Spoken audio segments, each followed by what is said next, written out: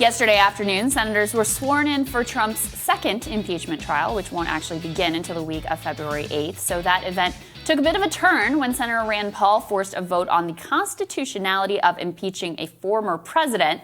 So 45 Republican senators voted in favor of ending the trial before it even began, losing by only 10 votes. The final tally was 55 to 45. So only 5 Republican senators actually voted with Dems in favor of the trial. That included Mitt Romney, Ben Sasse, Susan Collins, Lisa Murkowski, and Pat Toomey. So Democrats rejected Republicans' argument that the proceeding was unconstitutional. And editor-in-chief of The Real News, host of the Working People podcast, Max Alvarez, senior congressional correspondent for the Daily Caller, Henry Rogers. They join us now to discuss. Henry, let me start with you. You cover Congress for a living there, my friend. So tell us a little bit about why this was surprising. Because as I understand it, the big shocker was that people like McConnell even voted along with the Republicans in order to dismiss the impeachment trial, which could be a preview that he, even though he has privately been saying, according to reporting and obviously leaked by his team and more, that he'd be open to impeachment, that he may not actually be going along down this road.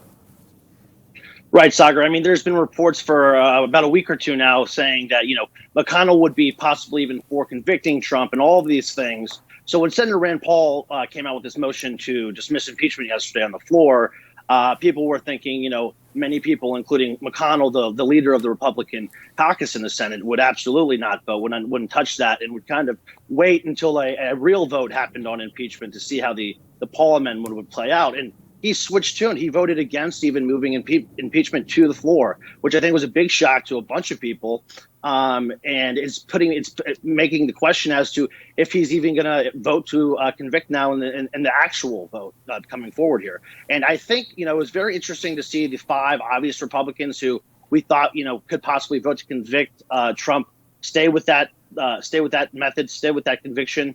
But to have Republicans need 17 people to get on board here. 17. And if they only have 5 here, it's not looking good. I think this thing might be dead on arrival. Yeah, I mean, to put it really bluntly, I think it's now a foregone conclusion. Like, he's not going to be convicted in the Senate, if even on this, question of constitutionality. This is clearly the case they're trying to build. They don't want to have to deal with the actual merits of what he did. They want to make this procedural argument, it's unconstitutional to impeach a president, to convict a president after they've finished their term. Max, weigh in on that, but also I'm just curious, what is your overall view of impeachment as a leftist? I mean, I talked to Bhaskar Sankara, who's actually opposed to impeachment because he thinks it's focused and divides people along the wrong issue, which is along the issue of Donald Trump. What is your view of impeachment, conviction, and where things should go from here? Yeah, I mean, kind of having deja vu, because I think the last time we were all together, maybe 2 weeks ago, we were talking about this, and I believe I said I don't expect this to happen. So I guess I'm not really surprised by kind of the way the votes went, and that only 5 Republicans kind of even signaled that they would acknowledge the constitutionality of these proceedings. I think that and I think, as I said before, the way that impeachment proceedings have been going, I agree with Bhaskar that the way that this is currently set up really doesn't kind of serve the needs of working people right now. I think it potentially could if the Democrats were trying to kind of impeach on class-based grounds, right? I mean, you have like a lot of evidence of how, Donald Trump has committed kind of high-class crimes, not just through emoluments, but through, like the way the kind of like organized corruption that ran through the Trump presidency that we all just kind of abided by. That maybe you could build a case on that, but the Democrats would never kind of follow through on that because they would in turn be kind of indicting themselves for participating in that same system. So, I mean, overall, I think that, I mean, the options for impeachment right now, none of them really currently serve the real dire needs of working people in this country. Yeah. But I guess in response to your first question, Crystal, I mean, I think that it is a foregone conclusion that Republicans are not going to vote this way. And I think that again, that was to kind of be expected. Last time I was on, I talked about how even while Republicans were kind of condemning the Capitol failed insurgency a couple weeks ago, the RNC was a Trump love fest. I mean, Trump is still incredibly popular within the party. His influence is not going away. And if Democrats continue to provide off-ramps for Republicans to actually be held accountable, so that they're not held accountable for enabling Trump to do everything that he did, then Republicans are going to take that every single time. Like, if Democrats wanted to make it so toxic for Republicans to associate with Trump, and they would be working with the electorate to kind of put that bottom-up pressure on them and make it clear that if you continue to associate with this man, you may be in risk of losing your job. They're not going to do that. I mean, that would require more ambition and more aggression. And that's what kind of cracks me up as Mitch McConnell's out here saying that it's going to be like a scorched earth policy if the Democrats get rid of the filibuster.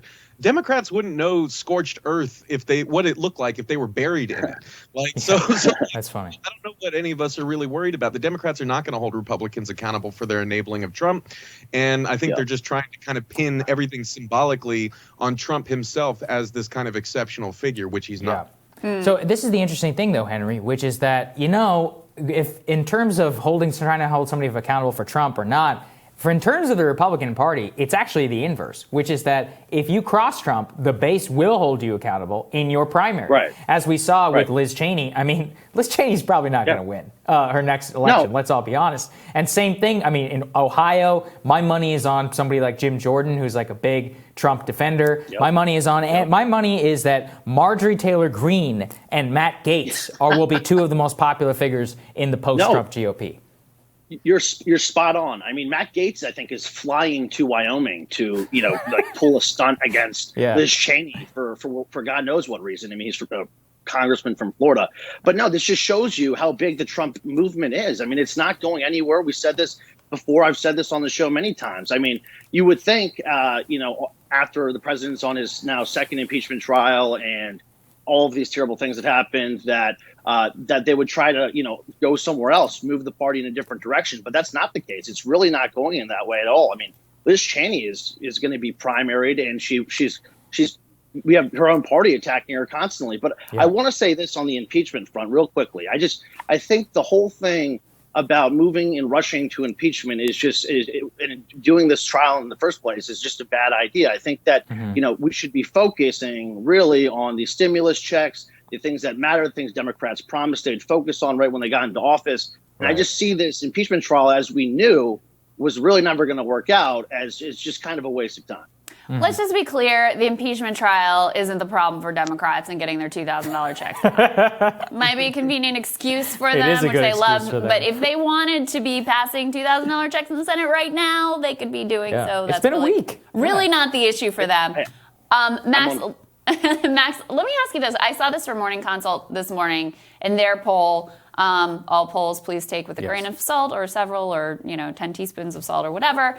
But they found that among Republicans and Republican-leaning independents, 33% are more interested in being a member of the Republican Party versus 30% that would join a theoretical Trump-aligned party. So it's basically evenly split. But I actually think that's an improvement for the Republicans from where things have been. And I've seen other polling that indicates, look, there's a majority of the base that is still lockstep with Trump, but that his actions around the Capitol riots really did harm him with some portion of the Republican electorate. It did. I mean, insofar as it maybe personally embarrassed them, right? But I mean, again, if you take kind of everything that Trump has said over the past 5 years, if you take all the warning signs that people have been giving, none of this should have been a surprise. And I think that, in a weird, twisted way, one of the reasons that people in the kind of Republican Party are responding to this is because everyone knows that, one of people's kind of greatest concerns when it comes to politicians is that they have no backbone, they flip-flop, they don't stay consistent on what they believe in, and so why are people going to invest their belief in them if they don't believe that those people are going to uphold the very beliefs that they share? if Republicans continue to stand by this, they're at least signaling to the base that like we're still with you, right? I mean, like I think I would stress to people who are watching right now that it's like what's going to come of impeachment when we've already kind of seen everything that we need to know. We saw the people storming the Capitol. We heard Trump inciting them. We saw it all for ourselves, and that was not enough for kind of people en masse in D.C. to kind of say, okay, this is enough. Let's back away from this. So of course they're not going to go all in on impeachment. And what they're really kind of signaling to their base is that as horrible as kind of Trumpist politics are, we're sticking with it. And so if this is the kind of ship that you were kind of throwing your lot in with, we're your guys. And that's in a world where people are so used to being burned by politicians, I mean, even just that modicum of consistency in a ghoulish way is enough to really make people kind of feel invested in whatever this movement is. Yeah, I think that's a good point. All right, guys, we're going to be right back with Team Rising right after this. Stick with us.